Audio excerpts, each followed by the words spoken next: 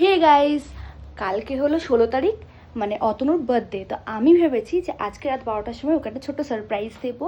কালকে কিছু সেরকম কোনো মানে প্ল্যান আপাতত নেই, জানি না সন্ধ্যেবেলায় কী হবে না হবে, বাট যে সারপ্রাইজটা দেবো সেটা আজকে রাতে। তোমরাও দেখতে থাকো যে আমি কীভাবে আজকে দিনটা কাটাচ্ছি আর কী কী প্ল্যান করেছি, সেটাও তোমাদের সাথে শেয়ার করবো। তো সন্ধ্যেবেলা রেডি হয়ে ফার্স্টেই যাচ্ছিলাম হচ্ছে কেকের দোকানে, কারণ কেকের দোকানটা 9:30টার মধ্যেই বন্ধ হয়ে যায়, তাই তাড়াতাড়ি যেতে হচ্ছিলো কেকটা আনতে। আর যেহেতু রাত 12টার পর কাটাবো, তাই আগের দিনই কেকটা নিয়ে যেতে হয়েছিল। তো আমি এই দোকানটা থেকেই 12 মাস মানে সব অকেশনেই কেক নিই। আর এই দোকানটার নাম হচ্ছে সুইট অ্যান্ড ক্রিম। এটা হচ্ছে গুরুদুয়ারা সাহার সুইটসের একদম পাশেই হচ্ছে এই দোকানটা। তো এই দোকানটা থেকে কেক নিয়ে আমরা এখান থেকে বেরিয়ে ফার্স্টে গেছিলাম হচ্ছে একটা ইলেকট্রনিক শপে। এখান থেকে একটা বাল্ব নেওয়ার ছিল, কারণ আমার ল্যাম্পশেডটা জ্বালানোর ছিল, তো ওই জন্য বাল্বটাকে নিয়েছিলাম। তো বাল্বটা নেওয়ার পর এখান থেকে গেছিলাম সোজা মাসির বাড়িতে, কারণ দুটো কারণে গেছিলাম। এখানে কয়েকটা জিনিস কেনারও ছিল, গিফটস আইটেম আর ডেকোরেশন আইটেম আর চন্ডিয়াস থেকে।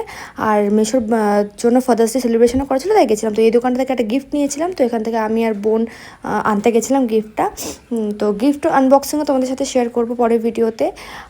তো এখান থেকে গিফটটাকে নিয়ে বোনের হাতে দিয়ে এখান থেকে বেরিয়ে আমরা যাচ্ছিলাম হচ্ছে চণ্ডীদাসে, কারণ ওখান থেকে ডেকোরেশন আইটেম কেনার ছিল।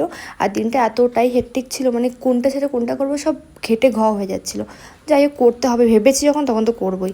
তো এখান থেকে কিছু ডেকোরেশন আইটেম আমরা নিয়েছিলাম, তারপর চলে গেছিলাম ফুচকা খেতে। তখন বাজছিল প্রায় রাত 10:30। তাহলে ভাবো, রাত 10:30টায় ফুচকা খাচ্ছি, তারপরে বাড়ি আসবো, বাড়ি আসার পরে ডেকোরেশন করতে কখন কেক কাটাবো, সে যাই হোক সবটাই ম্যানেজ করতে হয়েছিল। তারপর চলে গেছিলাম যে ফুলের দোকানে ফুল কিনতে আমি ভুলে গেছিলাম। বোন আমাকে হঠাৎ মনে করলো যে সব যখন নিচ্ছিস তো ফুলটা কেন নিবি না।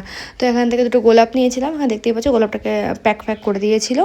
তো এখান থেকে তারপরে মাসির বাড়িতে আসলাম। মাসির বাড়িতে এসে সেই রাতে আবার ফাদার্স ডে সেলিব্রেশন হলো। তারপরে দেখছিলাম যে ভাই সেদিনকে একটা নতুন ল্যাপটপ কিনেছিল, তো সেই ল্যাপটপটাও দেখলাম। তারপরে বোনের সাথে একটুখানি খুনসুটি করছিলাম, ও গার্ডার কিনেছিল সেই সব নিয়ে। তো এর পরের ভিডিওতে দেখাবো হচ্ছে ডেকোরেশনটা কেমনভাবে করেছি আর বার্থডে সব ব্লগটা। তো স্টে টিউন, আর ভিডিওগুলো কেমন লাগছে আমাকে কিন্তু জানাতে ভুলো না।